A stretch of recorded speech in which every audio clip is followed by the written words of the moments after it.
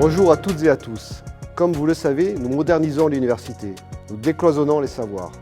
Aujourd'hui, nous vous proposons de mieux découvrir les instituts d'établissement, nouveaux objets universitaires qui font le pont entre la recherche, l'enseignement et l'ouverture sur le monde économique.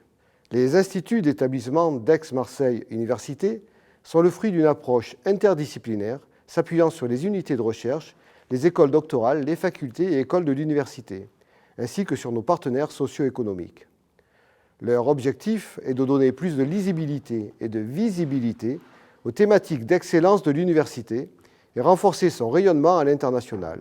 En effet, ayant pleinement conscience du rôle sociétal central qu'AMU occupe sur son territoire, nous veillons avec nos partenaires à moderniser sans cesse nos pratiques au service de toutes et tous. Nous faisons ainsi le pari de l'interdisciplinarité et de l'innovation pour favoriser le développement du site d'Aix-Marseille. Au croisement de la recherche, de la formation, les instituts d'établissement sont de nouveaux objets, incarnant l'innovation au sein de l'université. Ces entités innovantes valorisent les thématiques d'excellence d'Aix-Marseille Université et de ses partenaires institutionnels, dans l'objectif d'amplifier notre visibilité au niveau national et international. Leur singularité est d'associer enseignement et recherche de haut niveau autour de Graduate School, développant une formation d'excellence. Les principaux enjeux pour l'université sont de générer de nouveaux savoirs par le prisme de l'interdisciplinarité, de faire émerger des talents, d'attirer de meilleurs chercheurs et d'obtenir des ressources externes. Véritable passerelle entre formation et recherche, les 16 instituts d'établissement rassemblent à ce jour un tiers des étudiants inscrits en master et en doctorat.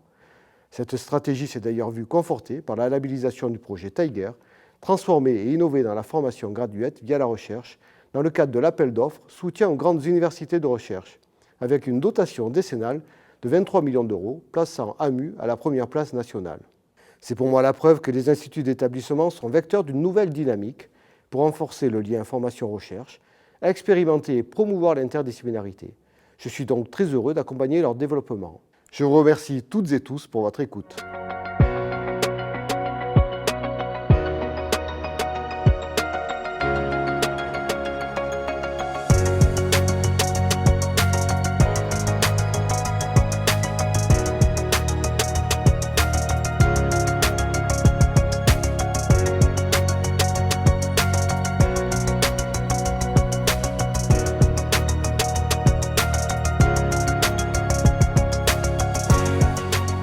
Bonjour à toutes et à tous. Nous allons aujourd'hui aborder la question des instituts d'établissement du site d'Aix-Marseille et notamment au sein de ces instituts, la place aujourd'hui que prend l'interdisciplinarité, c'est-à-dire le dialogue entre les disciplines, la capacité de ces instituts à explorer le lien entre différents savoirs, différentes connaissances, à décloisonner en fait la science d'une certaine manière. Donc Pascal Durbec, vous coordonnez l'Institut des neurosciences de Marseille, Neuro-Marseille. Est-ce que vous pouvez déjà nous décrire un peu cet institut ? Donc l'Institut Neuro-Marseille fédère la communauté en neurosciences qui, sur le site Aix-Marseille Université, est une communauté de grande taille, puisque nous sommes la deuxième communauté nationale. Ce sont donc plus de 1000 chercheurs, enseignants-chercheurs, étudiants et ingénieurs qui travaillent en neurosciences. Donc notre objectif est d'animer cette communauté, de promouvoir les collaborations interéquipes et disciplinaires, mais aussi interdisciplinaires, et les collaborations internationales. On a quand même le sentiment que quand on parle de neurosciences, on a déjà plusieurs disciplines qui sont associées. Donc, oui, c'est vrai. Alors, depuis toujours, comprendre le fonctionnement du cerveau a obligé la juxtaposition de plusieurs disciplines. Alors bien sûr la biologie, mais aussi la chimie, les mathématiques ou encore la psychologie et les sciences sociales. Donc oui, par essence, les neurosciences sont multidisciplinaires. Nous travaillons aussi bien sûr avec les cliniciens qui travaillent dans les services cliniques en neurologie et psychiatrie à l'hôpital de la Timone. Et vous travaillez aussi en co-conception, vous m'avez dit, c'est-à-dire comment on peut définir? Oui, alors effectivement, nous abordons à Marseille les grandes questions en neurosciences à plusieurs niveaux. Donc nous sommes multi-échelles. Donc par exemple, si nous travaillons par exemple sur le vieillissement, eh bien certaines équipes vont chercher à comprendre comment les cellules vieillissent, alors que d'autres équipes vont travailler sur les grandes fonctions cognitives et par exemple la perte de la mémoire. Et ça grâce aux laboratoires de recherche et aux plateaux techniques. D'accord, merci. Alors Stéphane Enoch, vous vous occupez de l'Institut Imaging, donc sur l'imagerie médicale. Là aussi, est-ce que vous pouvez nous décrire un peu le fonctionnement de cet institut ? Oui, la raison d'être de l'Institut Marseille Imaging est de regrouper les forces en formation, recherche et du monde socio-économique sur la thématique qui est l'imagerie biologique et l'imagerie médicale, pour pouvoir travailler ensemble à lever un certain nombre de verrous. Mais qu'est-ce qu'on entend précisément par imagerie et là aussi, en quoi la dimension interdisciplinaire est importante ? Alors l'idée, c'est de mettre dès le départ dans la réflexion cette notion de co-conception où on va faire intervenir l'ensemble des acteurs dans la réflexion avec l'utilisateur final qui va être le biologiste ou le médecin, mais aussi ensuite tous les spécialistes de disciplines telles que la physique, la chimie ou encore les sciences des données, par exemple, avec l'intelligence artificielle. Et tout ça pour arriver à des solutions qui remplissent la fonction voulue et qui intègrent toute la chaîne de connaissances. Alors dans cette continuité, Nathalie Bonardel, vous dirigez un institut qui a pour nom Innovation et Créativité. L'INSIAM, Innovation et Créativité à Marseille. Donc là aussi, qu'entendez-vous par innovation, par créativité ? D'accord. Alors, généralement, on considère que la créativité est la capacité d'un individu à parvenir à des idées ou des solutions qui ont une double caractéristique. D'une part, être nouvelles, éventuellement inattendues, et d'autre part, être adaptées au contexte. Alors, l'innovation, en fait, on va parler d'innovation pour faire référence aux idées ou aux solutions qui ont donné lieu à des réalisations concrètes qui sont l'objet d'une reconnaissance au sein de la société.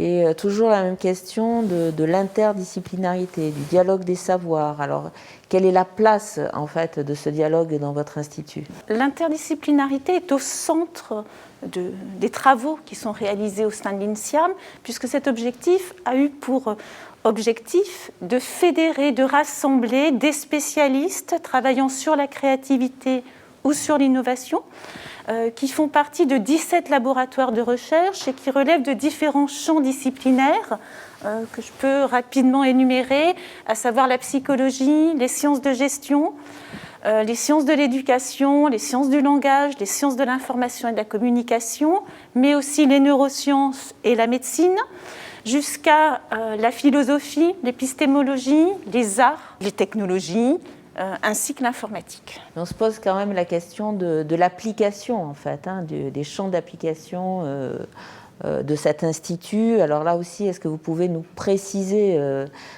comment on peut passer de ces questions un peu théoriques, académiques, à un transfert vers la société ou vers des champs d'application particuliers ? Alors effectivement, au sein de l'INSIAM, nous avons à la fois des finalités qu'on pourrait qualifier de fondamentales. Il s'agit finalement d'utiliser les compétences issues des différents champs disciplinaires pour parvenir à une compréhension intégrative des processus créatifs et des processus d'innovation. Par exemple, en analysant la dynamique de ces processus, en identifiant les conditions, les facteurs qui vont favoriser ou inhiber la créativité et l'innovation. Et cette compréhension vise aussi une perspective appliquée, puisqu'il s'agit d'utiliser cette compréhension pour contribuer au développement d'innovations qui vont être utiles et adaptées aux caractéristiques des individus, des utilisateurs par exemple, en prenant en compte leurs capacités, leurs limites, leurs attentes, leurs besoins. En ce qui concerne les démarches partenariales de l'INSIAM, est-ce que vous pouvez nous donner quelques exemples d'applications dans des secteurs clés comme le secteur de la santé, du travail ou de l'éducation ? Tout à fait. Donc, il se trouve que nous avons différents partenariats dans ces secteurs-là. Dans le champ de la santé, il s'agit par exemple de collaboration avec le CESPA, qui est le Centre d'épidémiologie de santé publique des armées. ou avec des unités de soins. Dans le secteur du travail, eh bien, nous intervenons dans des cabinets de design où nous interagissons avec des entrepreneurs. Il y a notamment un travail postdoctoral qui est en cours, qui vise à développer une démarche et un outil d'aide à la créativité relationnelle qui est destiné aux entrepreneurs et qui donne lieu à des développements actuels avec la SAT, la Société d'accélération du transfert de technologie. Et dans le secteur de l'éducation, eh bien, nous avons des partenariats au niveau régional avec le centre de recherche de l'école de l'air pour la formation de futurs pilotes d'avions de chasse.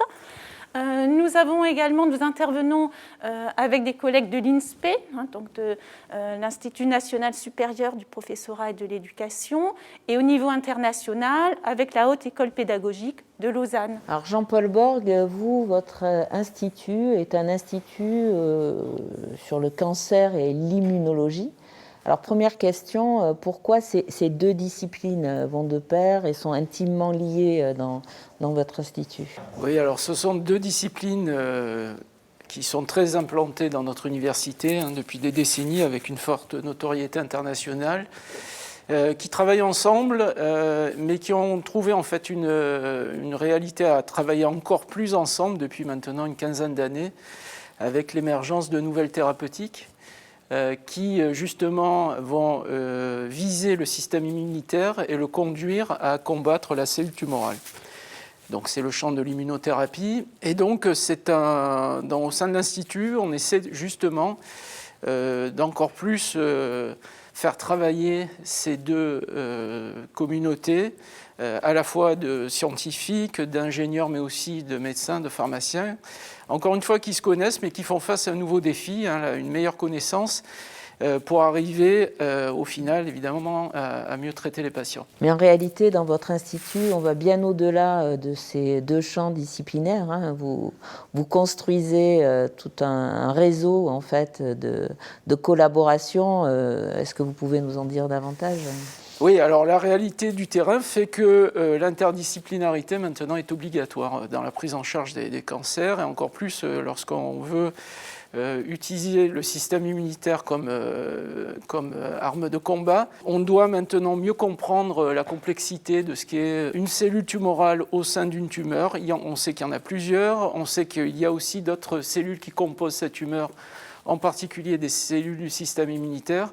Et donc on a besoin de décrypter cette complexité, ce que l'on appelle l'hétérogénéité tumorale, grâce à des technologies qui n'existaient pas avant et que l'on a maintenant doit mettre en place, qui font appel à de la physique, à de l'analyse de données mathématiques, en particulier de la chimie.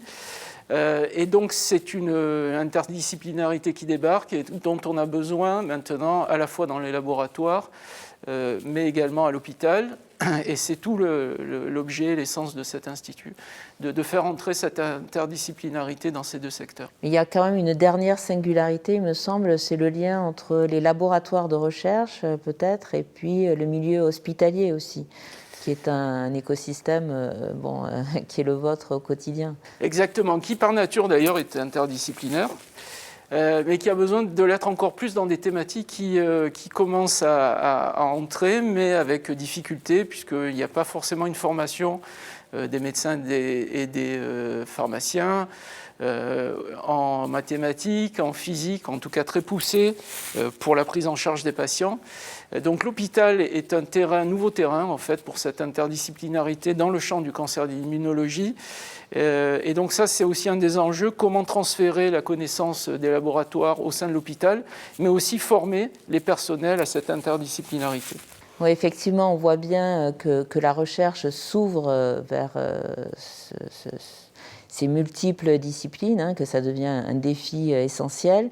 Mais avant d'arriver à la recherche, il y a cette question de la formation, c'est-à-dire il faut aussi former les étudiants à une sensibilité plus grande peut-être à cette ouverture disciplinaire. Et les instituts portent ces questions de lien entre formation et recherche. Stéphane Enoch, est-ce que vous pouvez nous expliquer davantage ce lien formation-recherche et qui existe de façon vraiment essentielle dans ces instituts? Oui, effectivement, un des objectifs importants de nos instituts est de développer ce lien entre formation et recherche.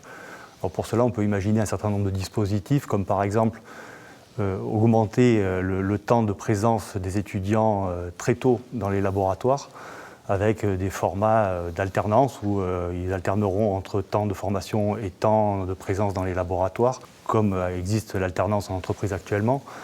On pense aussi à développer l'utilisation des plateformes technologiques pour la formation. En effet, on a des dispositifs en recherche qui sont extrêmement coûteux, extrêmement pertinents pour la recherche, mais qui pourraient l'être aussi pour la formation. Et donc, pouvoir accueillir les étudiants sur ces plateformes pour leur donner accès à ces équipements de pointe et dans leur formation, et ainsi avoir des étudiants qui seront formés dès le départ à l'utilisation de ceci. Et c'est aussi un des enjeux importants que nous nous sommes fixés. Et d'ailleurs, je crois que Neuroschool en particulier, toute la formation qui s'est mise en place déjà depuis quelque temps au sein des neurosciences porte complètement ce projet, Neuroschool. Oui, exactement. Donc la communauté en fait marseillaise s'était structurée et avait réussi à obtenir cette école universitaire de recherche grâce à un appel d'offres national. Donc Neuroschool, c'est en fait une graduate school à la française, c'est-à-dire qu'en fait, elle propose de la formation pour les étudiants dès la licence 3e année, évidemment le master et le doctorat. Et ce que nous essayons de faire, c'est proposer aux étudiants des programmes de recherche disciplinaires et surtout un parcours sur mesure. Donc en fait, les étudiants ont le choix de choisir dans cette offre de formation leur parcours et donc nous avons mis en place par exemple des parcours, des modules supplémentaires comme par exemple un diplôme en communication où les étudiants qui sont formés en neurosciences pendant le doctorat peuvent ensuite se former à l'école de journalisme de Marseille pour essayer de travailler sur les aspects communication et peut-être plus tard s'orienter vers des métiers de journalisme en communication scientifique. Donc nous avons aussi des programmes qui permettent de favoriser la mobilité internationale. Et ça, dès la licence 3e année, nous proposons à nos étudiants de partir pour faire la recherche dans des laboratoires internationaux. Mais nous avons aussi des possibilités de bourse pour accueillir des étudiants étrangers qui viendront alors se former dans nos laboratoires, dans les laboratoires de Neuromarseille. Alors, on pourrait terminer avec un point essentiel, c'est qu'au-delà des murs de l'université et des laboratoires, se développe toujours davantage le lien avec la société, les démarches partenariales, donc tenter de créer du lien vers la société, vers des entreprises. Donc, je pense que l'INSIAM, Nathalie Bonardel, est très ouvert sur cette démarche partenariale, avec le Créalab en particulier. Est-ce que vous pouvez nous en dire davantage ? Avec plaisir. Donc, en effet, l'une des actions phares de l'INSIAM a été de mettre en place un centre d'expertise, de conseil et de consultation qui est spécialisé sur la créativité et l'innovation, donc l'on appelle effectivement le Créalab. Et ce centre vise à favoriser les relations avec le monde socio-économique en valorisant les activités de recherche des laboratoires affiliés à l'INSIAM, tout en répondant à des demandes émanant d'interlocuteurs variés, tels que des entreprises ou des unités de soins. Dans ce cadre, il peut s'agir de demandes ponctuelles qui vont donner lieu à des prestations ou de demandes à moyen ou long terme qui peuvent donner lieu à des financements de thèses en collaboration avec les entreprises ou à des contrats de recherche appliqués. À titre d'exemple, nous participons actuellement à l'élaboration d'une application mobile qui vise à mesurer le niveau de bien-être et le niveau de stress d'employés dans différents contextes, de façon à améliorer les conditions de vie et les conditions de travail. Donc de ce fait, grâce d'une part au réseau de compétences fourni par les différents laboratoires affiliés à l'INSIAM, et également en s'appuyant sur les moyens et les équipements des plateformes technologiques, eh bien, nous participons à des actions visant à la conception de produits, de services qui sont donc à la fois nouveaux et adaptés aux caractéristiques des futurs utilisateurs. Voilà, utilisateurs, citoyens. Donc aujourd'hui, il y a véritablement le souci, et les instituts prennent en compte cette demande, ce besoin de la société de mieux comprendre finalement la science, de mieux se positionner face à ces enjeux. Donc la question de la transmission, de la médiation scientifique est essentielle. Pascal Durbeck, effectivement, avec toutes ces questions qui sont liées au fonctionnement du cerveau, on est là au cœur d'enjeux de société importants. Comment ça se joue dans votre Oui, institut ? c'est vraiment au cœur de notre problématique. Les citoyens ont besoin de comprendre les neurosciences actuellement, comprendre les pathologies neurologiques, neurodégénératives ou psychiatriques, ou même comprendre les sciences de l'éducation finalement. Les neurosciences sont au centre de toutes ces questions. Donc, ce que nous faisons, c'est nous essayons de proposer des débats, des manifestations scientifiques vers le grand public, mais aussi des expositions d'art, parce que les résultats qui sont obtenus dans les laboratoires sont souvent très, très beaux, hein, c'est visuellement très beau. Et nous sommes aidés dans ces actions par des associations d'étudiants et de chercheurs qui sont aussi très actifs.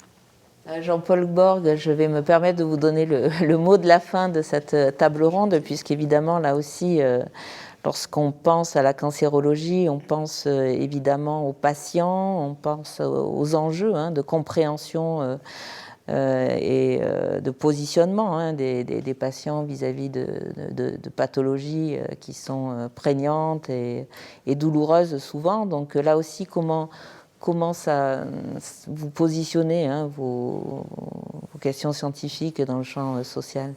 Alors, le regard du patient est déterminant dans notre champ disciplinaire.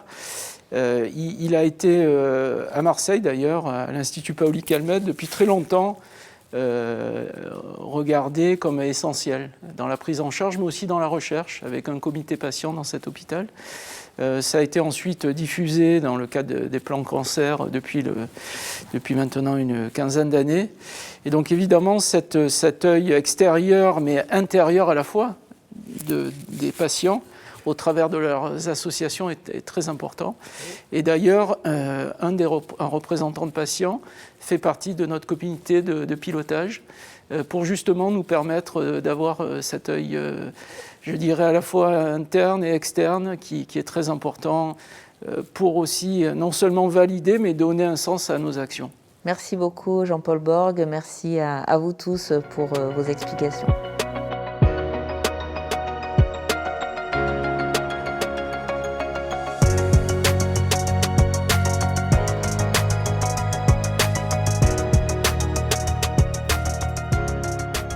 Les instituts d'établissement du site d'Aix-Marseille Université ont fait le choix de formations innovantes qui allient la recherche et la formation, qui ont une dimension fortement internationale, qui recherchent même l'attractivité internationale auprès des étudiants étrangers et qui tentent véritablement d'insérer ces parcours dans une formation professionnelle. Jean-Pierre Bracco, vous êtes responsable du master archéologie dans l'Institut Arcaia, qui est un institut d'archéologie méditerranéenne. Cet institut a bénéficié d'une expérience intéressante qui s'est mise en place en 2013, une formation en master, le master Montmarc, qui est un master qui porte sur l'archéologie maritime et littorale. C'est un master qui forme les cadres de l'archéologie maritime en particulier. Vous pouvez revenir sur cette expérience dont a bénéficié justement votre institut? Oui, ce master qui s'est donc mis en place en 2013, en fait, il est parti d'un constat qui a été fait d'ailleurs à la fois par le ministère de la Culture, donc côté français, mais à l'international aussi par l'UNESCO.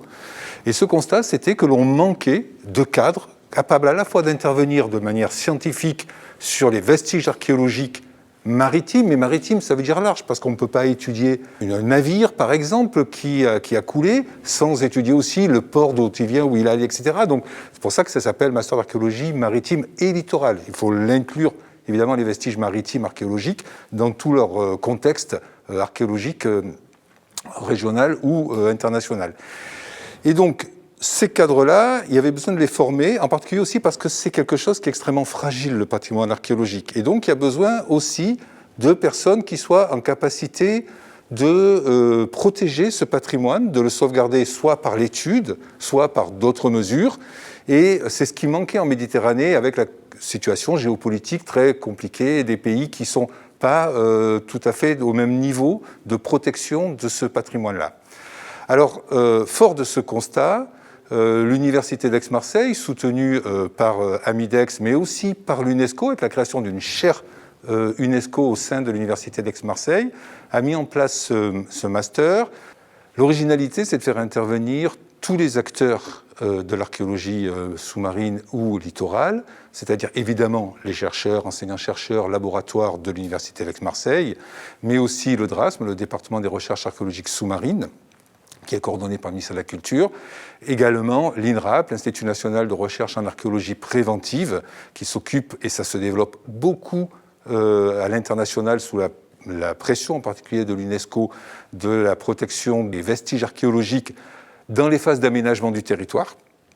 Le territoire doit être aménagé, mais pour autant les vestiges archéologiques doivent être étudiés avant que les terrains soient libérés. Et donc de les faire intervenir ensemble dans la formation, universitaires, chercheurs, professionnels. Ça, c'est vraiment l'originalité, c'est ce qu'il a fallu monter, construire avec des intervenants qui ne se connaissaient pas nécessairement à ce niveau-là dans la formation et qui a extrêmement bien fonctionné. Deuxième élément, prendre en compte une internationalisation du public que l'on doit former. Et ce master Momark prend 50% d'étudiants français et 50% d'étudiants à l'international.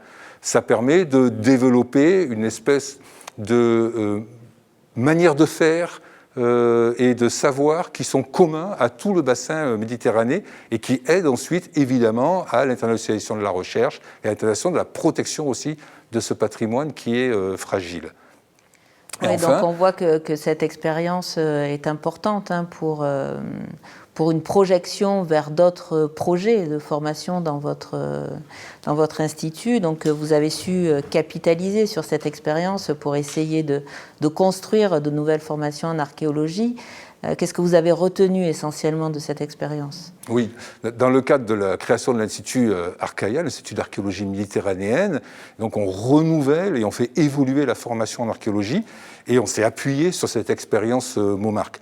On s'est appuyé d'abord pour que la formation que l'on propose, que l'on met en place dans cet institut, soit vraiment coordonnée par rapport aux besoins. Et ces besoins, ils sont divers, ils sont pas tout à fait les mêmes selon les pays, etc. Il faut en tenir compte. On a aussi appuyé sur l'internationalisation de la formation. Internationalisation du public à former, mais aussi internationalisation des intervenants en développant nos partenariats avec tous les pays de la Méditerranée, y compris les pays de la rive sud, c'est extrêmement important pour nous. Et puis aussi tous les partenariats potentiels au sein du réseau européen Civis, enfin de l'Université européenne Civis, à laquelle AMU appartient. Fabien Girandola, vous appartenez à l'Institut Créativité et Innovation, et donc là aussi il y a une formation qui s'est mise en place récemment, un DESU, un diplôme d'enseignement supérieur universitaire, justement intitulé Créativité et Innovation. Est-ce que vous pouvez nous définir les objectifs de ce DESU ? Donc effectivement, ce DESU, qui est un diplôme d'études supérieures universitaires, c'est un DESU créativité et innovation. Et ce DESU, en fait, a été réfléchi par rapport aux demandes actuelles et par rapport aux demandes sociétales. Il est en effet, actuellement, on a beaucoup besoin de créativité et beaucoup besoin d'innovation. Et dans ce cadre-là, nous avons pensé à cette formation. Alors, cette formation, elle doit prendre appui sur plusieurs compétences qui doivent être variées. Et à ce titre, on se donne tous les moyens, justement, de faire acquérir à nos étudiants ces compétences variées et techniques. Alors, ce sont peut-être des compétences que l'on trouve dans différents secteurs d'intervention, dans différentes pratiques professionnelles, voire même dans différents champs de professionnalisation. Et à ce titre, bien, le DESU, c'est quand même quelque chose qui apporte une réelle plus-value par rapport à l'existant. Donc, c'est une formation qui est ouverte à tous et à toutes. C'est une formation post-master et donc une formation initialement pour les étudiants en formation initiale et continue. Et c'est une formation aussi qui a quand même la caractéristique d'être interdisciplinaire et qui rapproche justement les laboratoires de l'enseignement. Donc en quoi est-elle, cette formation est-elle interdisciplinaire? Alors effectivement, c'est une formation interdisciplinaire et notre travail de réflexion et de construction des US s'est beaucoup appuyé sur l'interdisciplinarité.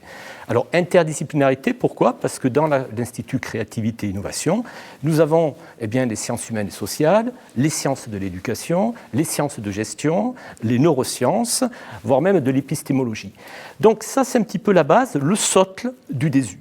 Et donc, ça nous permet aussi d'avoir une vision assez intégrative de la créativité et de l'innovation. Se rajoutent les laboratoires qui participent donc et qui sont affiliés donc, à l'Institut Créativité et Innovation. Pas moins de 17 laboratoires participent donc à cet effort. Donc on a là bien un effort en matière de formation, mais aussi au niveau en matière de recherche, le DESU s'est adossé aussi à ces laboratoires-là. Et donc on est bien dans la formation ici par la recherche. Très bien. Donc, si on passe de cette dimension master à la dimension doctorale, cette fois-ci, ou formation doctorale qui sont là aussi présentées dans ces instituts, Marie-Thérèse Judici, vous êtes à la tête d'un institut de microbiologie. Et effectivement, il y a une formation doctorale tout à fait singulière qui a pour titre Plinius et qui forme donc des doctorants à ce champ. Donc, quels sont les objectifs de cette formation que vous avez mise en place? Les objectifs de cette formation sont multiples. De façon générale, un doctorat se veut extrêmement précis, extrêmement pointu dans un domaine donné. Ce qu'on a voulu mettre en place avec les PhD programmes, c'est-à-dire sont des formations qui sont dédiées aux doctorants, c'est des formations à la fois interdisciplinaires et ouvertes sur la société. Alors concrètement, qu'est-ce que ça veut dire? Nous sommes un institut de microbiologie avec des plateformes de premier plan, la plupart uniques au niveau national et international. Et l'idée, c'est justement de sortir l'étudiant de son laboratoire et de lui apprendre d'autres approches qui sont à la fois interdisciplinaires, donc pas dans son domaine de recherche, mais en même temps multi-échelles, c'est-à-dire qu'elles vont pouvoir partir d'une échelle extrêmement petite d'études jusqu'à une échelle extrêmement complexe. Et l'intérêt, c'est que par la suite, bien sûr, dans le cadre d'une carrière académique, ils vont savoir que ces techniques existent et ils vont pouvoir les utiliser, mais également dans le cadre, par exemple, du marché du travail, savoir en recherche et développement les grands principes des techniques, savoir dans quel laboratoire on va les trouver, c'est un point extrêmement important et même pour développer des collaborations futures. Et vous êtes très attaché à l'international, en fait, à une formation qui entre pleinement dans la concurrence internationale. Tout à fait. En fait, en créant les PhD programmes, on a voulu se mettre vraiment au meilleur niveau international. Et donc, qui dit recherche, dit internationalisation. Alors, cela va passer par plusieurs aspects. Le premier, bien sûr, c'est de pouvoir envoyer nos étudiants pour acquérir des compétences que nous ne sommes pas capables, parce que nous n'avons pas les compétences ou nous n'avons pas les outils pour les former en interne. Mais également, ce qu'on a mis en place, c'est s'appuyer également sur l'attractivité d'Aix-Marseille Université à travers, par exemple, les postes de professeurs invités. Et ces postes de professeurs invités, qui sont en général de niveau très très élevé, ont pour également mission d'aller vers nos doctorants pour leur donner un certain style d'enseignement, mais également leur expliquer comment se fait la recherche ailleurs, de façon à ce que si après le doctorat, ils veulent partir en post-doctorat, qu'ils sachent comment ça se passe à l'étranger, comment on rédige des choses pour l'étranger, etc. Alors Emmanuelle Salin, vous êtes justement une doctorante d'un institut qui est l'Institut Archimède, mathématiques et informatique. Donc j'aimerais vous poser cette question. Quelle est votre trajectoire initiale dans la mesure où vous avez souhaité vous inscrire dans cet institut et dans cette formation doctorale? Donc quelle est votre formation? Alors je suis d'abord une ingénieure généraliste, donc je suis passée par l'école centrale Supélec, où j'ai fait des études principalement en informatique, je me suis spécialisée en informatique. Et à travers cette formation, j'ai réalisé plusieurs stages en intelligence artificielle, notamment dans les domaines de l'image et du langage. Donc c'est ces stages qui m'ont ouvert à la recherche en informatique et en intelligence artificielle, et c'est à travers ces stages que j'ai eu envie donc, de poursuivre et d'approfondir dans ces domaines. Et donc c'est pour ça que j'ai voulu continuer en commençant une thèse en intelligence artificielle dans les domaines du langage et de l'image. Et comment vous avez pu connaître cet institut Archimède? Pourquoi vous avez fait ce choix de vous adosser à cette formation doctorale? Alors Archimède, c'est un institut qui est maths informatique et qui a donc fait un appel projet pour des thèses. Et donc j'ai répondu à cet appel et c'est dans ce cadre-là que je fais un doctorat à Archimède. Donc un doctorat qui entre dans le laboratoire d'informatique et système à MU. Point de vue d'Archimède, donc c'est de lier l'informatique et les mathématiques, car c'est des disciplines qui sont quand même très liées, et donc de ne pas séparer la théorique et la pratique. Donc c'est un peu, ça rentre dans le cadre par exemple de ma thèse, qui est un domaine, donc l'intelligence artificielle, c'est un domaine qui est très utilisé dans la pratique aujourd'hui, mais ça ne veut pas dire qu'au niveau théorique on a terminé, il reste beaucoup de voies à explorer. Et donc c'est un peu le but d'Archimède, de continuer à explorer ces voies théoriques qui pourront être utilisées plus tard dans la pratique. Et Emmanuel Salin, donc, vous pouvez nous dire quelques mots supplémentaires sur votre sujet de thèse, justement, qui porte sur l'intelligence artificielle? Alors, mon sujet de thèse, c'est un sujet qui va lier l'intelligence artificielle dans le domaine du langage, l'intelligence artificielle dans le domaine de l'image. Donc, c'est un sujet qui est très actuel et qui est donc très innovant. Le but, ça va être d'analyser donc des systèmes qui utilisent à la fois le langage et l'image. Donc si on prend un exemple dans l'actualité, ça va être par exemple, dans le domaine médical, de pouvoir traiter à la fois l'image et le texte en même temps, donc par exemple des radiologies et des comptes rendus de radiologie, donc pouvoir créer des modèles de machine learning et d'intelligence artificielle qui auront ces capacités-là. Donc plus concrètement, mon sujet de thèse, ça sera de développer et d'aider à faire ces modèles-là de manière théorique pour que plus tard dans la pratique, on puisse le faire dans de multiples domaines qui regroupent images et texte. Alors on voit bien que la recherche qui intéresse les instituts porte aussi sur ce champ professionnel, l'insertion professionnelle, la recherche d'emploi. Jean-Pierre Bracco, dans le master d'archéologie méditerranéenne, vous êtes très attentif à cette question de l'insertion professionnelle par le biais de stages. Donc, est-ce que vous pouvez nous en dire davantage ? Oui, on y est très attentif. Et alors, on développe deux grands aspects. Le premier, c'est celui d'une formation qui soit appuyée sur l'interdisciplinarité. Si on prend un exemple tout bête d'une amphore, tout le monde sait ce qu'est une amphore, c'est un contenant. C'est un contenant, donc d'analyser d'où il part, où il arrive, ce sont les trajets commerciaux qui sont comme ça reconstitués. Mais si c'est un contenant, il y avait quelque chose dedans. Et de faire par de la chimie, de regarder les résidus qui peuvent être dans les amphores et de déterminer si c'était de l'huile, de la saumure, du sel ou autre qui était transporté, c'est également important. Et puis, il faut aussi dater tout ça. Et on peut, par le magnétisme, par exemple, aussi curieux que ça puisse paraître, arriver à dater ces amphores. Donc il y a besoin de savoir disciplinaire qui soit large, et il y a besoin aussi, du coup, de savoir pratique. Et donc on développe énormément de stages. D'ailleurs, le master est organisé en semestre de formation disciplinaire et en semestre de stage alternés, qui permet aux étudiants de faire des stages à l'international et donc du coup de connaître un certain nombre de plateformes techniques et de se créer tout un réseau de relations professionnelles qui évidemment leur seront utiles ensuite, soit dans une projection vers le 3e cycle, soit évidemment dans la recherche d'un emploi et le carnet d'adresses, si l'on peut dire, professionnels qu'ils auront ainsi développé, leur sera tout à fait utile dans ce cadre-là. À l'INSIAM, dans le cadre du DESU, Fabien Girandola, là aussi, vous avez mis en place des stages, une attention particulière à l'insertion professionnelle. Ça se passe comment ? Alors, c'est vrai que dans le cadre du DESU, on fait très attention à tout ce qui est professionnalisation. Pourquoi ? Parce qu'on a vraiment des relations avec le monde socio-économique. Et du coup, donc, on peut proposer ou initier donc, une professionnalisation. Alors, professionnalisation, je prendrai quelques exemples. C'est peut-être monter des projets créatifs, individuels ou collectifs. C'est peut-être aussi mettre en place des stratégies d'innovation, justement dans des champs de professionnalisation qui seront choisis par les étudiants. Ou tout simplement, essayer de rendre une personne plus créative ou un groupe plus créatif avec ce qu'on appelle le design thinking, c'est-à-dire une conception centrée utilisateur. Alors, c'est vrai que dans le cadre de notre diplôme d'études supérieures universitaires, créativité et innovation, on propose 4 champs, on va dire, de professionnalisation. Donc, le management de l'innovation, les pédagogies innovantes, les pédagogies cliniques et tout ce qui a trait à l'innovation technologique. Donc ça, c'est un petit peu la base de nos champs de professionnalisation qui peut éventuellement déboucher sur le design, le métier de designer.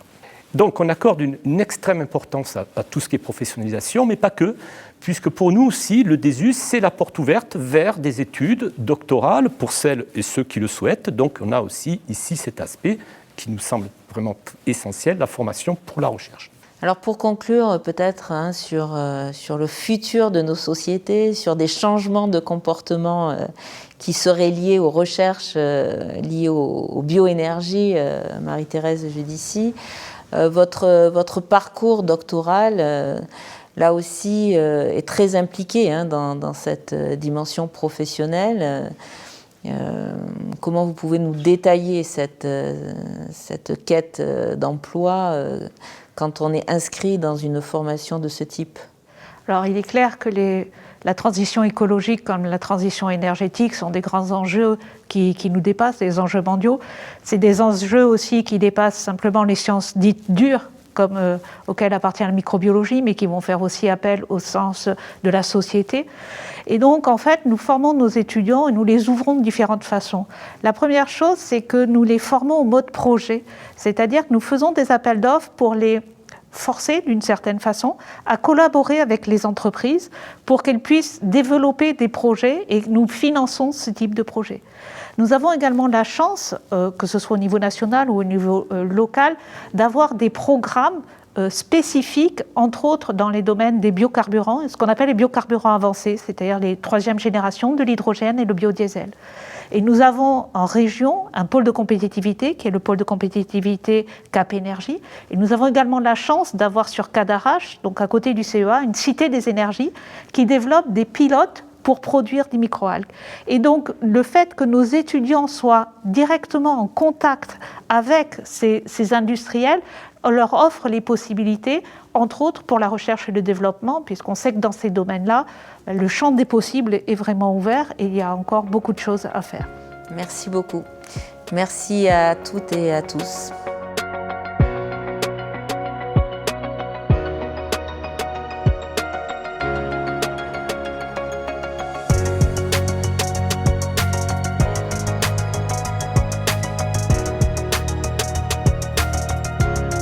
Les instituts d'établissement du site d'Aix-Marseille Université sont fortement ancrés sur le territoire régional, travaillent avec les collectivités territoriales, sont très attachés au monde socio-économique, industriel, culturel et portent au cœur des enjeux l'innovation.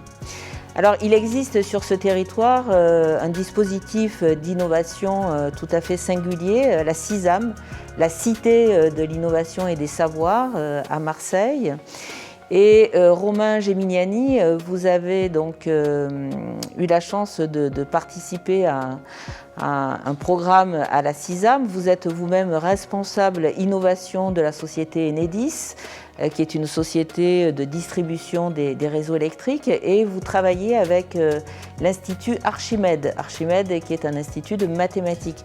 Alors pourquoi avoir choisi la CISAM comme lieu d'installation pour votre entreprise ? Alors, la CISAM, c'est un lieu exceptionnel pour nous, responsables innovation des grands groupes, puisqu'il regroupe au sein d'un même bâtiment l'ensemble des acteurs de l'innovation du territoire. Et vous connaissez la richesse de notre territoire en termes d'innovation. On a dans ce lieu l'accélérateur M, qui est l'accélérateur de start-up porté par la métropole d'Aix-Marseille-Provence, The Box, qui est l'incubateur accélérateur fondé par Rodolphe Saadé, président directeur général de la CMA-CGM, et Obratory, qui est le start-up studio de l'Occitane. On a aussi toute la chaîne de transfert de technologie d'Aix-Marseille Université à disposition pour pouvoir accéder à de la technologie directement depuis les laboratoires vers des applications industrielles. C'est pour ça que nous avons fait le choix d'implanter le laboratoire d'intelligence artificielle d'Enedis au sein de ce bâtiment depuis 2 ans maintenant. Et nous accueillons donc des étudiants d'Aix-Marseille Université pour travailler sur des problématiques industrielles d'intelligence artificielle et développer des applications que nous allons porter jusqu'à notre système d'information. Nous avons aussi pu bénéficier de l'encadrement de l'Institut Archimède, puisque nous accueillons une thésarde dans le domaine de l'intelligence artificielle. Et puis, plus largement, nous avons aussi une chaire IA avec Aix-Marseille Université qui porte sur la mobilité électrique et l'utilisation de l'IA pour accueillir les véhicules électriques au sein du réseau dans les prochaines années. Donc au cœur de votre travail, il y a la question du transfert, en fait, le transfert de la recherche vers le monde industriel. Est-ce que vous avez des exemples précis ou est-ce qu'il y a déjà eu des actes qui peuvent nous permettre de mieux apprécier, en fait, ce travail que vous menez depuis 2 ans? Alors absolument. Nous avons très récemment déployé un logiciel à la maille nationale d'Enedis, qui est utilisé par des centaines de personnes en France, et sur la base d'une technologie qui était en laboratoire il y a moins de 6 mois. Donc on voit que dans le domaine de l'intelligence artificielle, la frontière entre recherche et application, elle est extrêmement faible. Cette frontière-là, elle nous permet aussi de former des étudiants directement au travers des masters d'intelligence artificielle et de les mettre sur des problématiques industrielles et donc leur apporter aussi une connaissance sur la manipulation de données réelles et d'avoir des répercussions sur la performance des acteurs économiques. Et donc ces étudiants-là qui passent par des stages ou des apprentissages chez nous, ils se retrouvent directement opérationnels pour l'ensemble des acteurs du tissu économique qui souhaiteraient développer des applications d'intelligence artificielle. Alors, nous avons parlé d'innovation, d'industrie. Richard Sempéré, vous, de votre côté, vous êtes responsable d'un institut qui a pour nom Océan. Et vous aussi, vous développez des relations particulières, notamment autour des questions maritimes, bien entendu, avec les industriels. Oui, c'est vrai qu'au sein de l'Institut des sciences de l'océan, tous les laboratoires dans l'Institut, et l'Institut lui-même, peut s'appuyer sur cette proximité du pôle mer Méditerranée, qui est donc à la Seine-sur-Mer, près de Marseille. Et donc on espère, on a déjà des projets qui ont démarré, et on espère de futurs projets dans divers domaines, l'ingénierie marine, la lutte contre la pollution, le développement de produits pharmaceutiques ou de produits cosmétiques à partir de produits dérivés de la mer. Donc cette proximité entre le pôle mer Méditerranée et les laboratoires de recherche doivent permettre de faire un pas en avant vers les débouchés industriels potentiels de la recherche. Sylvie Mazzella, de votre côté, vous êtes responsable donc d'un institut, SOMOM, un institut sur les sociétés en mutation en Méditerranée. Donc là, on est au cœur des sciences humaines et sociales. Alors, en quoi les sciences humaines et sociales peuvent-elles apporter un bénéfice à ce qu'on nomme innovation, quelle est la part d'innovation dont on peut parler dans ces disciplines? Alors l'innovation en tant que créativité est bien entendu omniprésente dans les sciences humaines et sociales et dans le large éventail de nos disciplines en sciences humaines et sociales. Alors appliquée au territoire régional, elle peut prendre la forme, disons, d'un partenariat entre l'université, les associations, les collectivités territoriales et les entreprises autour de la question de la transformation d'un lieu, d'un territoire, afin d'améliorer son insertion sociale, son insertion économique dans la cité. Est-ce que vous pourriez nous donner en fait quelques exemples qui précisent les dispositifs que vous mettez en place pour porter cette innovation au sein du territoire et en termes d'innovation sociétale justement? Alors, il y a peu, nous avons lancé une action pilote que nous avons nommée Lab Citoyenneté. Alors, ces labs citoyenneté ont la caractéristique d'être situés vraiment sur un territoire donné et portés par des associations qui développent principalement un projet de tiers-lieu culturel et économie, entendu économie solidaire. Et l'idée étant pour nous, chercheurs étudiants, d'y participer de multiples manières. Tout d'abord, chercheurs et étudiants peuvent apporter une analyse sur le contexte avant même que le projet ne démarre, un diagnostic social, socio-historique, économique sur le lieu donné. Ensuite, les chercheurs et étudiants peuvent également analyser les instruments d'action qui sont mis en place par les pouvoirs publics au moment où le projet est lancé, dans ces différentes phases, et y compris analyser les difficultés que rencontrent les pouvoirs publics à mettre en place ce type de projet, y compris la réception que ce type de projet a sur les habitants, auprès des populations. Et puis, évidemment, nous développons des actions de médiation scientifique et culturelle auprès des scolaires et auprès des habitants. Alors, côté université, cela nous permet d'inscrire davantage encore la question de l'engagement civique dans les formations, de réhabiliter en quelque sorte la recherche appliquée quand elle est encadrée par des chercheurs et quand elle est menée au plus près des acteurs socio-économiques et culturels, et puis également de valoriser les travaux des étudiants en montrant combien ces travaux scientifiques s'inscrivent pleinement dans des enjeux de société tout à fait actuels. Merci Sylvie Mazella. Donc je reviens vers vous, Roch Georgi. Vous portez un institut des sciences de santé publique, l'Institut ISPAM. Donc là aussi, il y a des questions d'innovation qui touchent la société. Effectivement, quand on pense à la santé, on pense plutôt aux vaccins, aux médicaments, aux technologies. Et pourtant, il y a véritablement des innovations aussi sur le champ social. Est-ce que vous pouvez un peu nous exprimer ces types d'innovations peut-être moins connues ? Oui, tout à fait, puisque parlant de territoire, sur les territoires, nous avons des citoyens qui ne sont pas malades et des citoyens qui sont des patients, des associations de patients, des communautés d'individus. Et leur connaissance dans le domaine de la santé ou leur niveau aussi de littératie en santé peut être variable. Ce qui fait qu'il faut également arriver à être innovant, en fin de compte, en termes de communication et d'information à donner au niveau des patients. Alors, pour cela, ça nécessite aussi d'avoir des articulations ou des incitations pour travailler ensemble avec le milieu associatif de patients, ces communautés, ce qui nécessite d'avoir, en fin de compte, une approche vraiment fortement basée sur de la multi- et de l'interdisciplinarité, ce qui constitue en soi un des piliers de l'ISPAM ou d'une manière plus générale un des fondamentaux des sciences de la santé publique. Notre université, notre site a un positionnement géographique singulier. Il est aux marges de la Méditerranée, proche de l'Afrique. L'Institut ISPAM a une tutelle qui est l'IRD. Et donc la question des relations nord-sud, sud-sud, sud-nord, etc. sont relativement importantes. Est-ce que vous pouvez nous parler de ces questions d'innovation en termes de transfert, justement Autant dans un sens que dans l'autre, je dirais, d'innovation qui ont été, ou d'interventions qui ont pu être développées dans un pays du Nord, ne peut pas forcément être tel quel transférable et applicable dans un pays du Sud.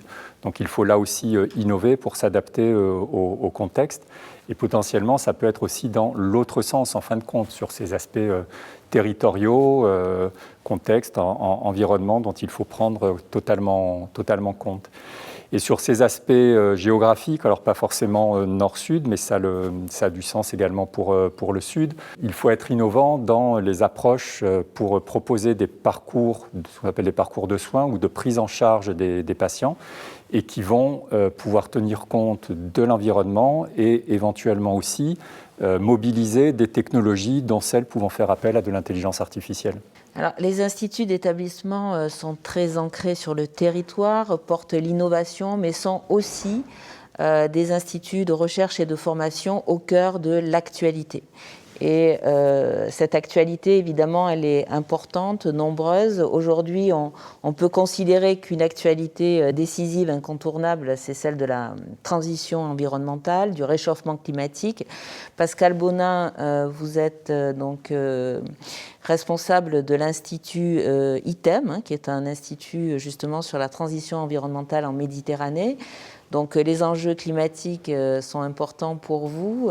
Comment sont-ils pris en charge par votre institut ? Nous avons tous en mémoire les épisodes pluvieux orageux de cet hiver.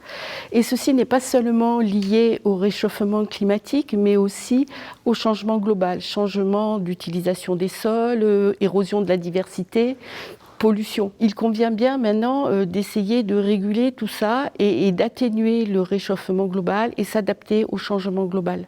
Pour ce faire, nous devons innover et avoir des solutions. L'objectif étant d'atteindre, les objectifs des accords de Paris qui visent à atteindre un bilan carbone neutre à l'horizon 2050.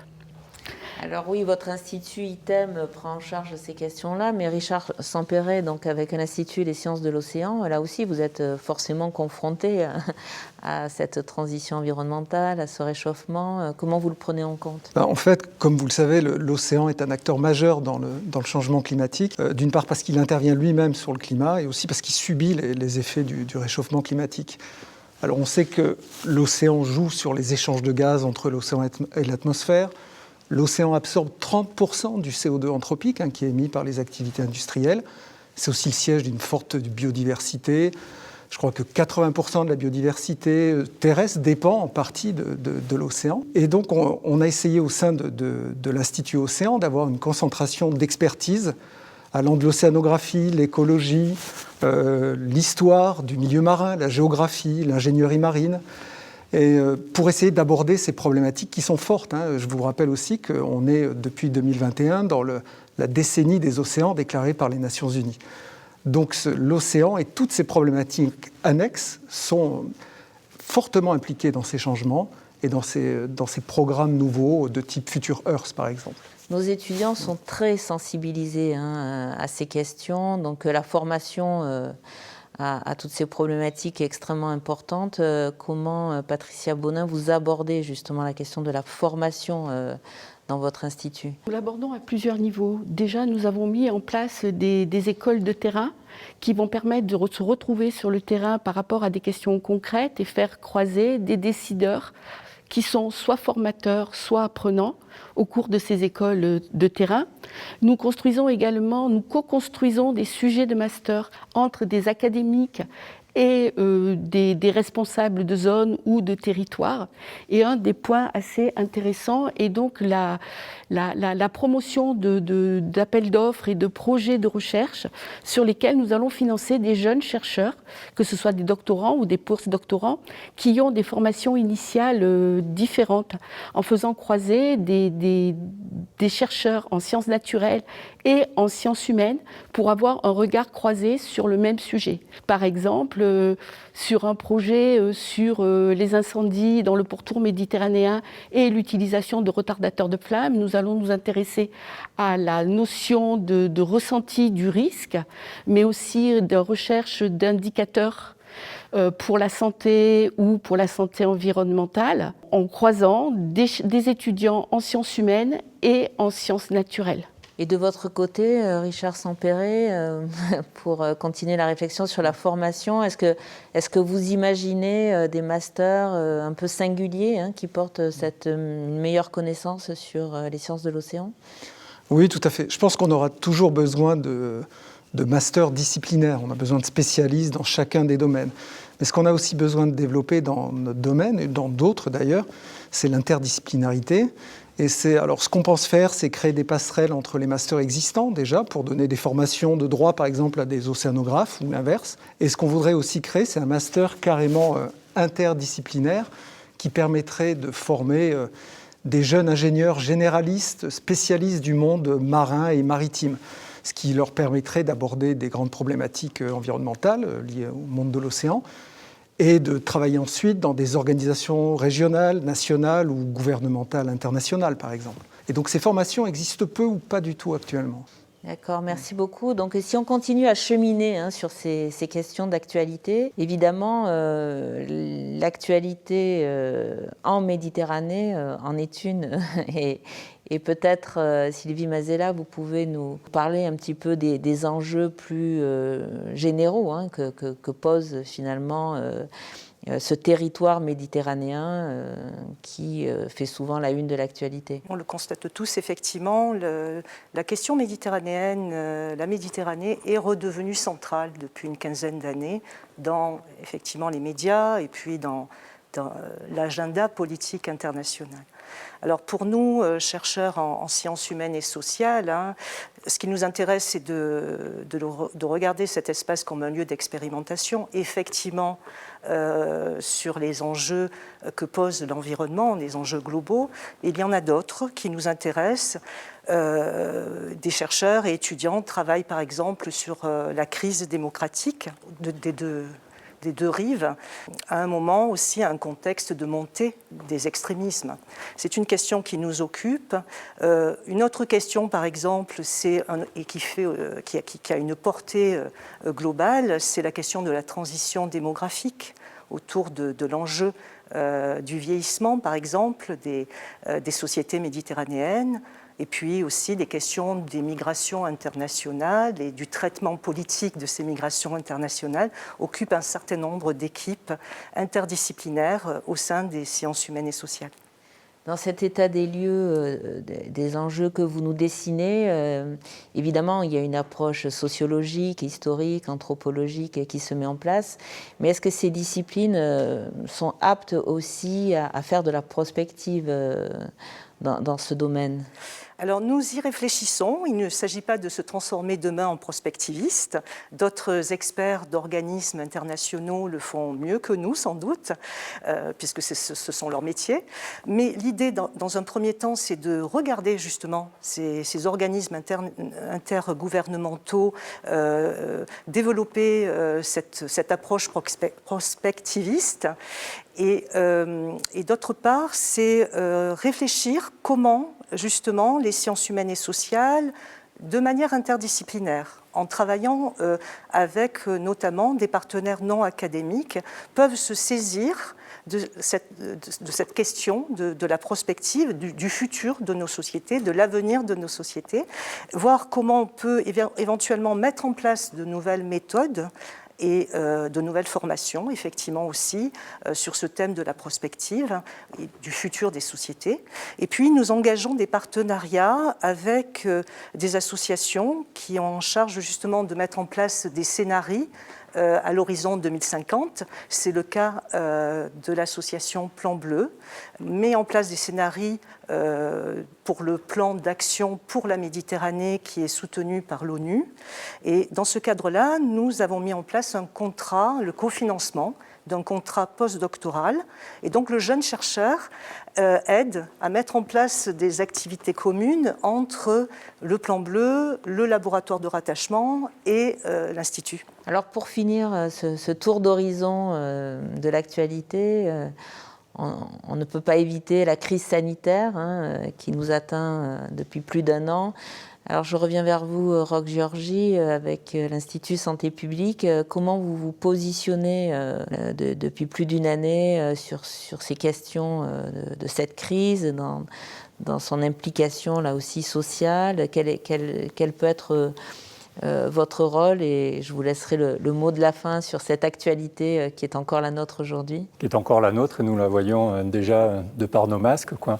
La santé publique, enfin, à la limite, je dirais que cette crise a fait paraître davantage un certain vocabulaire dans les médias. Maintenant, tout le monde, au moins, aura entendu parler d'épidémiologistes, de modélisateurs. Et c'est un des domaines dans lequel les sciences de la santé publique a une forte valeur ajoutée. Cet aspect épidémiologie ou modélisation, on l'entend très régulièrement sur la prévision du nombre de cas de malades, sur la prévision également en termes des besoins de nombre de lits d'hospitalisation ou de réanimation.